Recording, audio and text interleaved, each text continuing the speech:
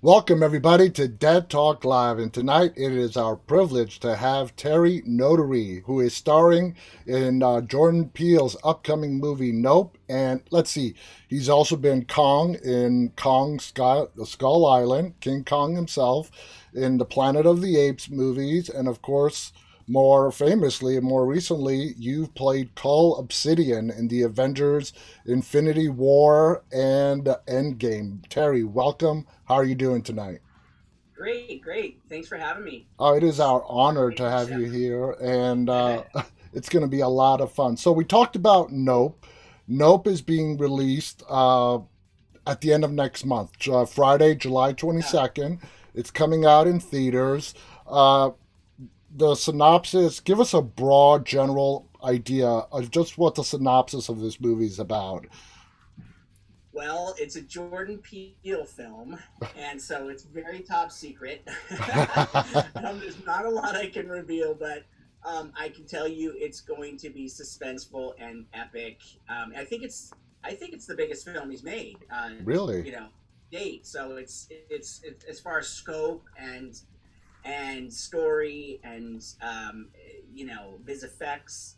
Um, so when they called me, I was Jordan called and said, "Hey, I want you to play this part. Would you do it?" And I was like, "Yes." And let me read the script. What is it? So That's and then awesome. we just had a few jam sessions on scope on Zoom, and it was just we just hit it off from the very get go, and I just knew it was going to be a really cool character to play. So I can't tell you what it is, No, no, we know that, yeah. but it's pretty scary. I think the suspense. I got to see the footage when I did some ADR, and it was good. What It was was it really like good. stepping into the horror genre? You have a lot of horror in your past work, and walking in, and it's not your first, but doing horror with Jordan Peele. What was that whole experience like? It was like jamming with a good musician. It was like just awesome. I wanted to prepare, but I didn't want to prepare. I kind of wanted to stay really open with it and just kind of let the flow happen on the set, which I really kind of like to do. Is prepare enough to where I have a good sort of direction to just kind of propel myself, and then just find things and discover them along as we're performing as I'm performing. So it was kind of, I like to work that way. I like to improvise on the spot, and just let things come up, and then he finds things that he likes, and he goes, "Oh, do that more. Do that. That's the direction we want to go, or go back Nice. here." And so it's kind of like you give him a little banquet of opportunity, and then he can sort of pick and choose and sort of guide and mold my performance, Would which you is say a great way. Jordan, behind the camera as a director, really gives his actors a lot of freedom to explore and see what they can do with their character? Yeah, I think all the best directors that I've worked with do that. They really have this ability to know what they want, but to also know that there's probably options that are going to be better and that they haven't thought of. And Yeah. so it's really good to have great ideas as a director, but it's also good to have that eye and that ability to collaborate with the ideas that kind of flow and happen, Mm-hmm. and to recognize those opportunities and to shape them to fit your story, and that's what he does. He does it masterfully. He's an actor himself, so Yeah. he knows how to to direct actors. He knows that you need space, you need freedom, but you also need direction. Yeah. It's kind of like it's training a dog on a leash. It really is. You want to give it enough freedom to where it feels like it's its own self, its own performance. It's the ownership of itself, but at the same time you want to direct it and guide it into the story that you need to tell. um, Absolutely. and witness those opportunities as they arise, and sort of capitalize on the paint that you're painting with. Exactly. Sometimes paint makes makes good mistakes, and you recognize that, and you're like, ooh, okay, this is better than I thought, and it happens for me too, it's like Yeah, when I feel that freedom, I can kind of go to that place where I kind of transcend past that two-dimensional self, and trust that things will happen, and yeah, don't try to plan them. Don't try to plan them, and I don't try to say, okay, well, I'm going to hit that, and then I'm going to go over there, and then I'm going to do this. I know I'm going to finish something. I know my objective is, and it's how it happens is going to happen. And you exactly. just got to trust that process, and that's the biggest challenge, I think, for actors and for performers, is to trust trust that process of trusting, Yeah, trusting that things will happen, things and are going to work out. Your gut you're like, oh, I gotta instinct. make something happen. Yeah, so you don't do anything until the inspiration happens, and then Hmm. whoa, okay, now I've got some real fuel here that is organic, and it's true, and I can follow that, and then that Absolutely. leads to the next thing, and that leads to the next thing, and then it just, then you're just on this ride. Oh You yeah. just become this vehicle of expression on this ride of you know of opportunities that happen, and little, so Before we it's go deeper into detail about your other roles, you and Andy Serkis are like the top two, what I call like special character VFX type actors in Hollywood. First of all, are you and Andy friends? we're like best friends. So he's like, we've done 10 films together, so we just have an amazing relationship. He's an incredible person. He's just the most generous, you know, amazing, talented person I've ever met. And I mean, you can't get a better guy than him. He's really truly, Yeah. top, S- awesome dude. And our families, we have kids, and they like to get together, and it's cool. So I'm actually gonna call him after this call. Um, but we're talking about something that we're gonna work on. But so, yeah, so what would you he's amazing. what would you say with the types of roles that you guys do? These very complicated VFX roles. What I mean, you guys are so good at it, both of you. Uh, what is it? What does it take? I know you have a background in gymnastics and choreography. Tell us about that. How big does that play into your performance? Yeah, I started as a gymnast, and then, I was really regimented in gymnastics, and gymnastics has got a bit of a military, structure to it. So you really learn technique and foundation, and you learn body awareness and all that. And then I joined Cirque du Soleil I joined Mystère, the original cast of that. So I did that for like 4 years, and that's when I really learned how to like express myself. I wasn't being judged in gymnastics. Like being judged, you try not to make mistakes. Yeah. And in Cirque, I learned that I was just performing to show them what I could give them, rather than being not making mistakes. So it was a whole different switch in the mindset. It allowed me to learn what it meant to be a performer, and it also allowed me to learn that making mistakes was really a big, huge process in creating something organic and real, and amazing, because in the mistakes you find the gems, you find those those little gems. You're like, oh wow, I would never have done that unless I Yeah. had made that mistake, and now I can go and try to polish this and make, put that in the dialogue book. And here's, oh my god, this is something else that the character does. This is what, brought him to this point. And so you play like a child, and you allow yourself to make mistakes, and because mistakes aren't mistakes, so Yeah.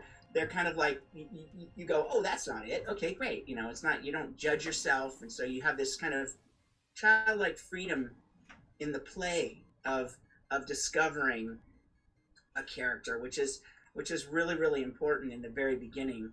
One of the most important things is to not come in with a you know too many ideas on what it is. Yeah. You kind of want to have a starting point where you go, okay, I think I know kind of what this character is, but I Yeah. don't want to put myself in a box and start to, limit anything that I discover, right? Yeah. And so you try to go to the nth, you go way past where it is, and you find what it isn't. And Yep. then you kind of go, oh, okay, I found all these gems along the way. And You these know, were the so way the way you described it, with the entertainment and being scored, that's like the perfect definition between entertainment and and competitive sports. You know, Yeah, yeah. being And judged it's and funny because, yeah, that through line is very similar, though.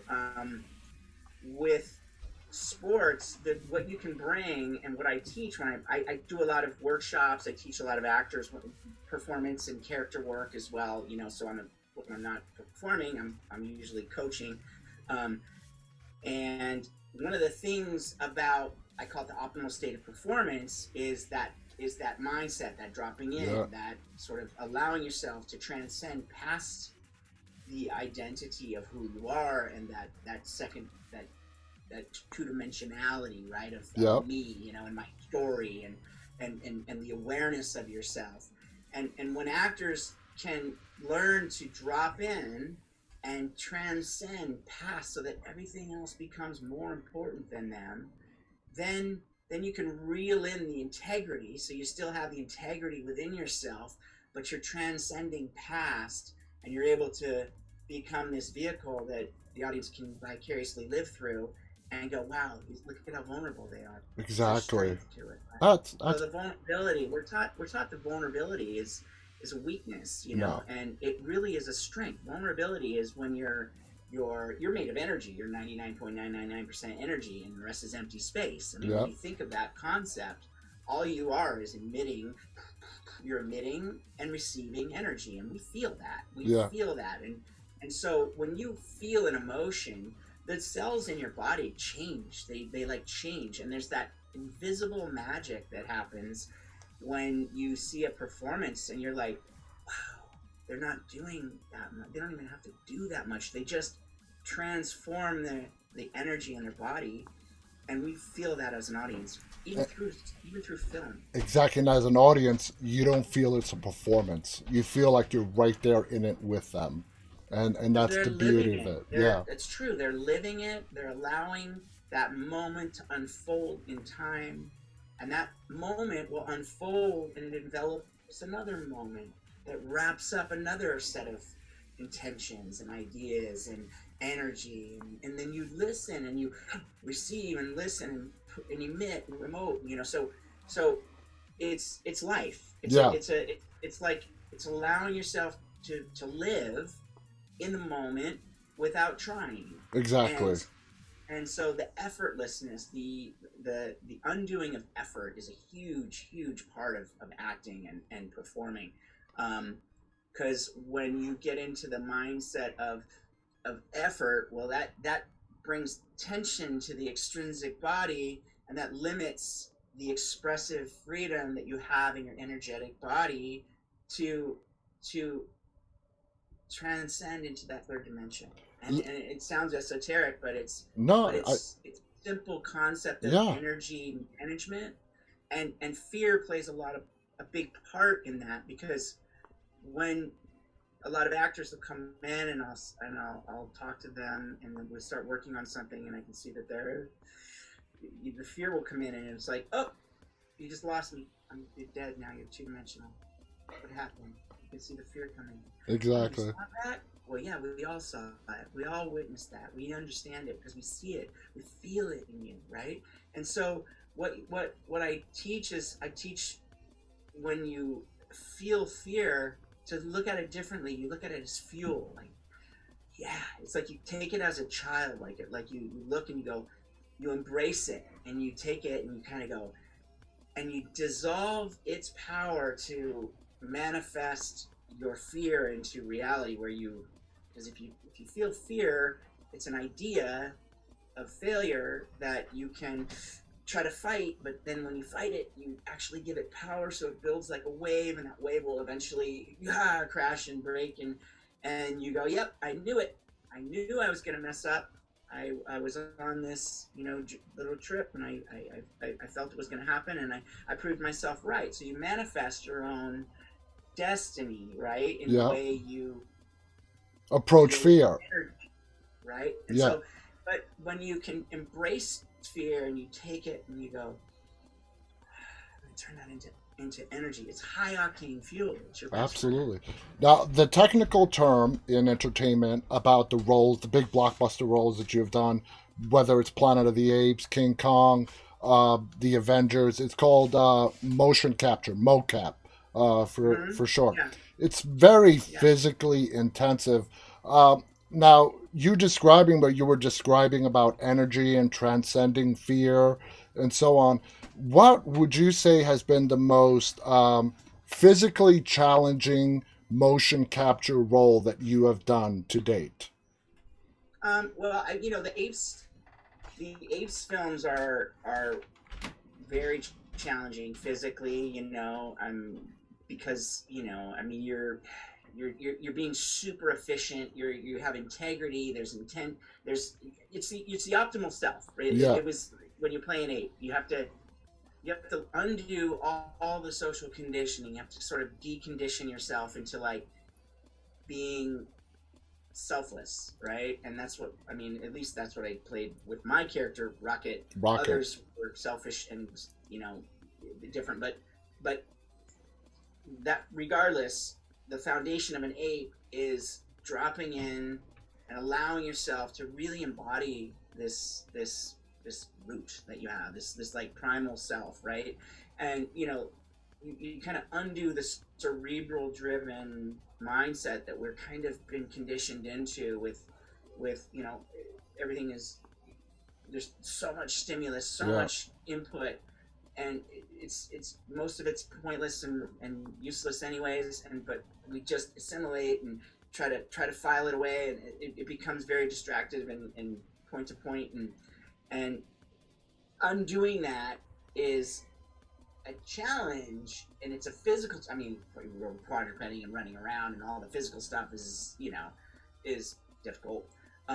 But the most challenging was making it easy as you Yeah. did that, making it simple, undoing the effort, Taking undoing out the human aspect of it. yeah, and it was the mindset that was behind it. Like you would go this way rather than you know make an idea, and the idea would have to formulate into the action.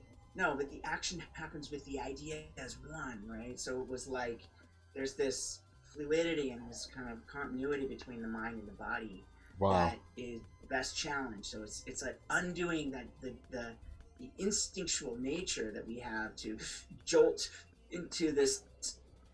I'm gonna go now, where you're two dimensional and you're full of tension, and you're you're acting on your mind and your judgment rather Yeah. than connection with it.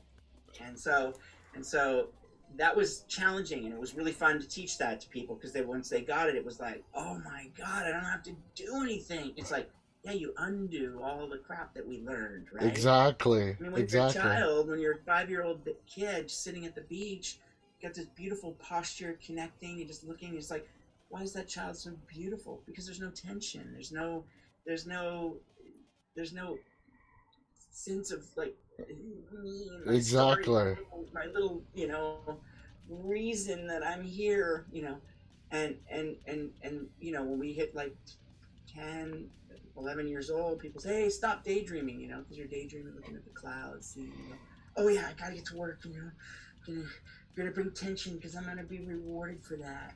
And so we're rewarded for effort, and then but we have to do what we have to do is we have to get back to undoing that mindset of I'm gonna work hard and be rewarded for it with all this tension, rather than just make it easy. It's Wow. easy. I gotta say, Terry, just watching you and your expression, it just seemed it's amazing. It just in this interview where you're not acting, you're not performing, it all just comes flowing through your facial expressions, and I'm sure the audience is picking up on it as well.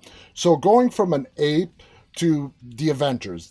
Now you're an alien. Okay, you're Yeah. Thanos' right hand man, Cole Obsidian in the Marvel Cinema Universe, two of the biggest blockbusters of all time. How do you approach now becoming a person not of planet Earth and a bad guy on Yeah. top of it as well? Yeah, I mean, it's like anything else. You kind of try to find the character. You get into a play.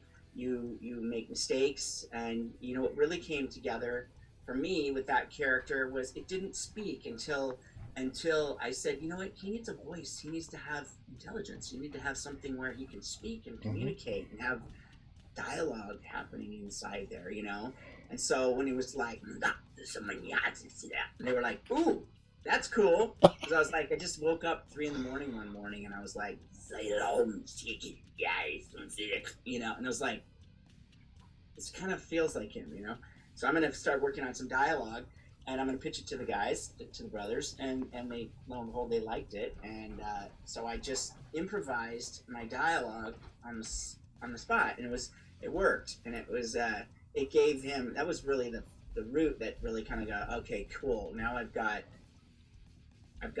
intention that's not just I'm gonna bleep you, you know. Yeah. It was a sensitivity and behind him, and You gave him a personality. You gave him, yeah, yeah, a yeah. soul, for lack But of a better you term. know, so many other, you know, every character is so different, and every actor is so different. When you're working on different characters with actors, it's like everybody has a blueprint, you know, that of their life, their experience, and everyone, you know, comes to the table with, you know, with their successes and their failures and their physical blocks and their emotional things, and you know, and you just kind of just go in and you can just kind of go, let's just start to undo Yeah. all these things that are getting in the way of being expressive. And then when they do that, they're like, you see them just kind of go, oh my god.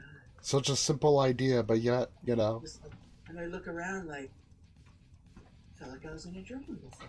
Now I'm awake, you know. And it is kind of like waking up into being there and just being safe, not feeling like you know, judgment. Judgment. Absolutely. You don't judge. You don't judge, and you don't judge everything else. Everything is connected. It sounds really tree hugger-ish, but it's energy. Yeah. Everything is connected. And so when you realize that, you can start to transcend. Absolutely. Before we go, we're almost out of time. I got to ask you, you portrayed Kong in Kong Skull Island. Now, here you are. You asked to play the role of a 60-foot gorilla that's been on the screen since the 1930s. I mean, the original King Kong came out in Yeah. 33, I believe. So, first of all, my question is, to get the role to play King Kong and mimic him, and through motion capture, was there an audition process, or because this is such a specialty field, they came to you, they asked you? How did that go down? Yeah, they came to me and asked me if I would do it, and I said, "Yeah, I'll Hell do yeah. it. I love it." And then I was like, "Okay, what am I gonna do? How do we play this character?" And I read the script, and it was like, this isn't a giant, you know, bad guy. This is a little kid. This is a 14-year-old boy. Yeah, That's what it played.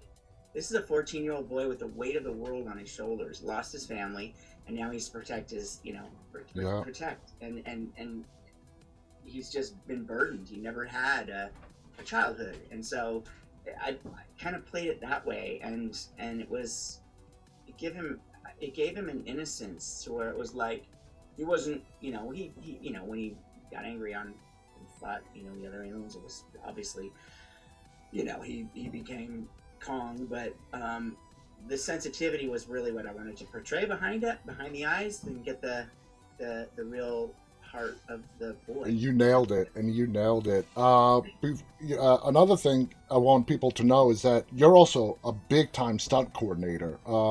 In all the movies that you portray, these motion capture characters in. As far as stunt coordination goes, when it comes to portraying Kong, Call Obsidian, Rocket, and Planet of the Apes, and then you're also the stunt coordinator on the set. Is there a conflict there with you being the stunt coordinator and portraying these characters? How does that No, get worked no. I out? mean, a lot of times when I come onto a film, I say, I want to have, I want to work very closely with the stunt guys because I'm usually training them to play characters and to double characters and to, and you've got stuntmen that need to be actors, right? And Yeah, so it helps. It really helps to have that credit as a stunt coordinator to have their ear. yeah, So I can hire guys that I like and I work with and they're talented and that are, um, willing to really put the work in to get the character dialed and not just come in and crank out a stunt yeah, and walk away. So it's that beautiful crossover of performance and specialty work that guys are the guys that can fall off a 20 feet thing onto a car. They need to be actors because when they land and they stop and they look, they need to know what they're yeah. looking at. They need to know. It's all about the moments in between. It's not about the action. It's about the intention that happens before the drawing of the bow. And when you draw a bow, the exciting part is right here. It's right there. It's not when you shoot the arrow. It's Yeah. okay, the arrow's shot. Now what happens? It's the anticipation. It's that anticipation, exactly. It's the anticipation and it's the intention, and then it's landing without like my biggest pet peeve is posing and awareness when you're landing in a position that looks like a superhero. It's a 3-point landing. That's my biggest pet peeve.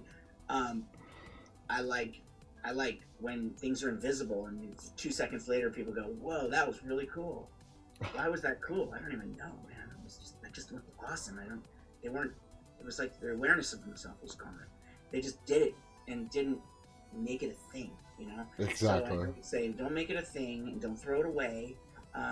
Always have integrity and have that grounded rootedness and be past yourself. Always make that more important than you. That's the key. Wow. So yeah.